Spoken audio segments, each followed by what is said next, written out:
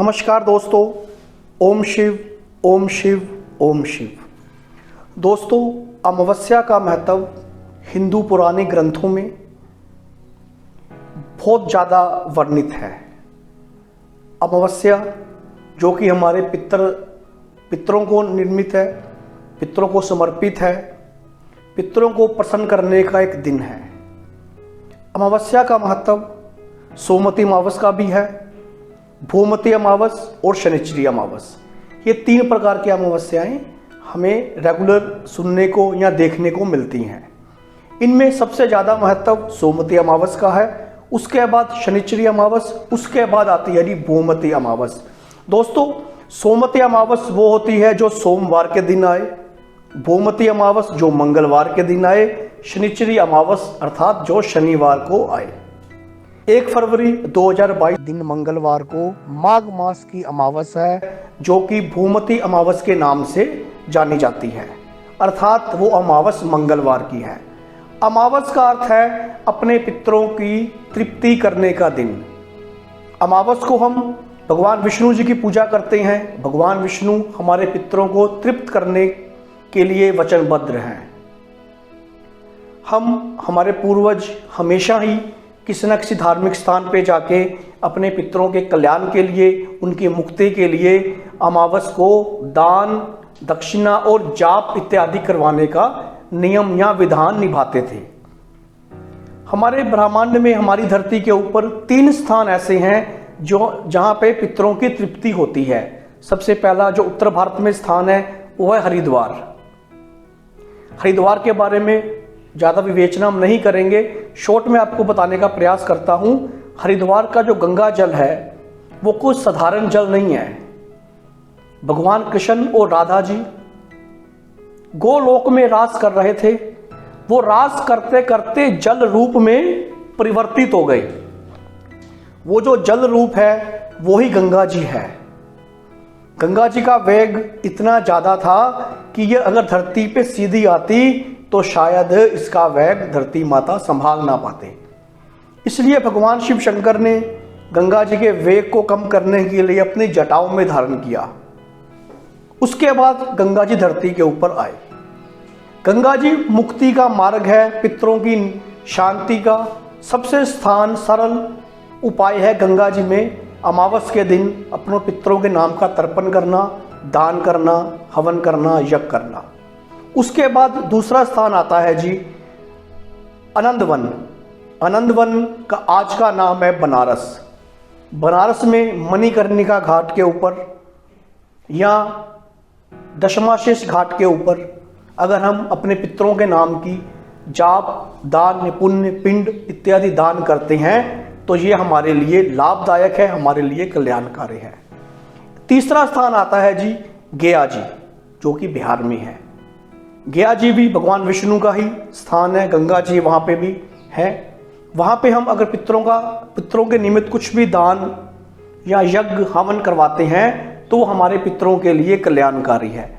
दोस्तों, अगर पितर हमारे खुश हैं, अगर हमारे परिवार में कोई पितर दोष नहीं है या आपकी कुंडली में कोई पितर दोष नहीं है तो आपका जीवन बहुत ही आनंद में, कल्याण में, तरक्की वाला, खुशहाली वाला बीतेगा। अगर आपके जीवन में, अगर आपकी कुंडली में या आपके लाइफ में किसी प्रकार का पितर दोष है तो आपके जीवन हमेशा तनाव रहेगा, वंश वृद्धि नहीं होगी। जो भी काम आप करने का प्रयास कर रहे हैं वो ऐन मौके के ऊपर आके लास्ट स्टेज पे पहुंच के आपको उसका नुकसान फेस करना पड़ेगा। बनते बनते काम में विघ्न आएगी। सबसे बड़ा प्रभाव ये है कि आपके घर में हमेशा क्लेश और तनाव की स्थिति रहेगी। इसलिए दोस्तों, भूमती अमावस 1 फरवरी 2022 दिन मंगलवार की है, जो कि एक बहुत सर्वसिद्ध योग आ रहा है।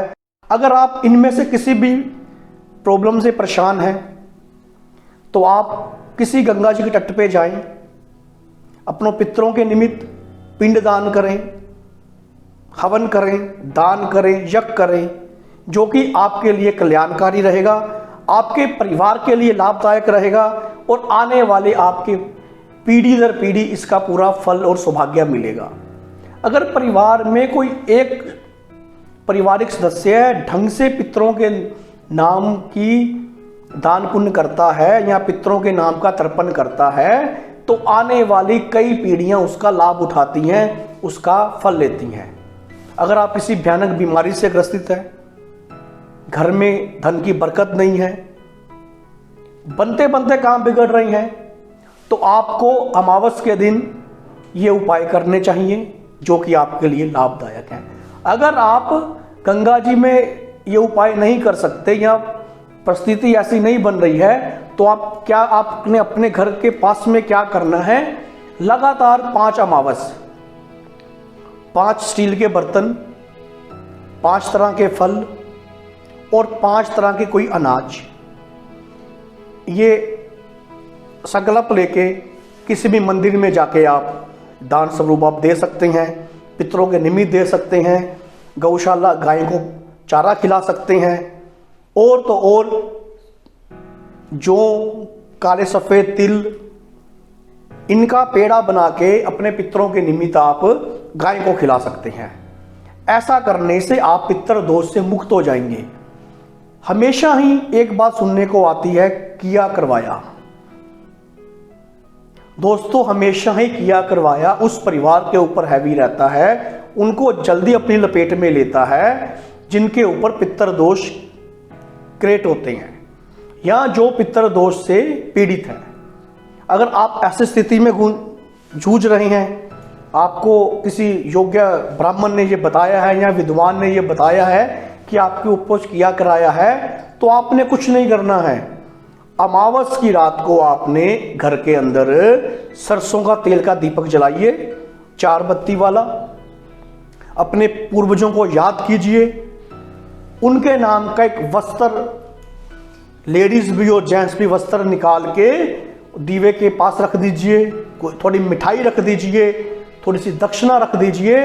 अगले दिन सुबह आप वो सारा सामान मंदिर में या किसी ब्राह्मण को या किसी गरीब को आप दे दीजिए। आपके घर में जो भी किया कराया है, जो भी दोष है, आप उस दोष से मुक्त हो जाएंगे और आपका परिवार आने वाले समय में खूब तरक्की करेगा, खुशहाल रहेगा और आपके जीवन की सभी बाधाएं धीरे धीरे खत्म हो जाएंगी। अगर संतान के संबंधी कोई समस्या आ रही है, आपका वंश आगे नहीं बढ़ रहा है, ये भी पितर दोष का कारक है। विद्या में रुकावट है, ये भी पितर दोष का कारण है। कारोबार नहीं चल रहा है, तरक्की नहीं हो रही है, जिस काम के लिए आप पैसा रखते हैं उस काम में इस्तेमाल ना होके दूसरी जगह आपका पैसा वेस्ट हो रहा है, ये सब पितर दोष के सिम्पटम हैं, अर्थात आप पितर दोष से पीड़ित हैं। ऐसी स्थिति में साल में 1 या 2 बार आपको गंगा जी का स्नान करना चाहिए। अमावस के दिन पितरों को तर्पण कीजिए, शमशान भूमि में जाके पिपल देवता की पूजा कीजिए, क्योंकि पिपल देवता में पितरों का वास होता है। आप वहाँ पे सरसों का तेल का दीपक जलाइए। ये सब कार्य करने से आपके जीवन में आने वाली पितर दोष संबंधी समस्याओं का हल होगा। धीरे धीरे आप तरक्की की मार्ग पे चलेंगे और साथ ही साथ आध्यात्मिकवाद का भी विकास होगा। आपका जन्म जिस लिए हुआ है, भगवान की भक्ति के लिए हुआ है, ना कि इस दुनियादारी में अपने आप को फंसाने के लिए।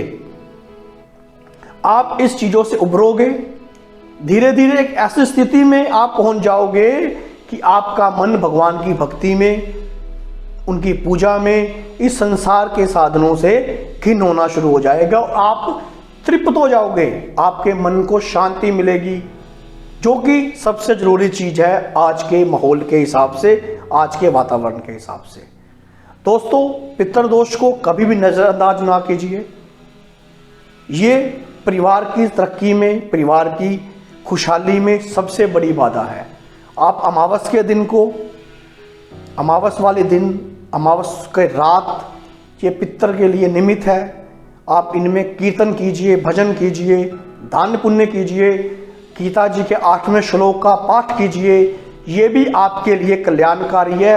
अगर ये सब कुछ गंगा जी के तट के ऊपर होता है तो सबसे ज़्यादा कल्याणकारी है। गंगा जी भगवान विष्णु जी का रूप है, भगवान कृष्ण जी का रूप है, जो कि धरती के ऊपर कल्याण करने के लिए ही किसी ना किसी रूप में अवतरित हुए हैं। दोस्तों, मुझे आशा है अगर आप इनमें से किसी समस्या से पीड़ित हैं तो आप इन सब उपायों को करेंगे और आपको लाभ भी होगा और आपको पीढ़ी दर पीढ़ी इस चीज का फायदा मिलेगा। नमस्कार दोस्तों, ओम शिव, ओम शिव, ओम शिव।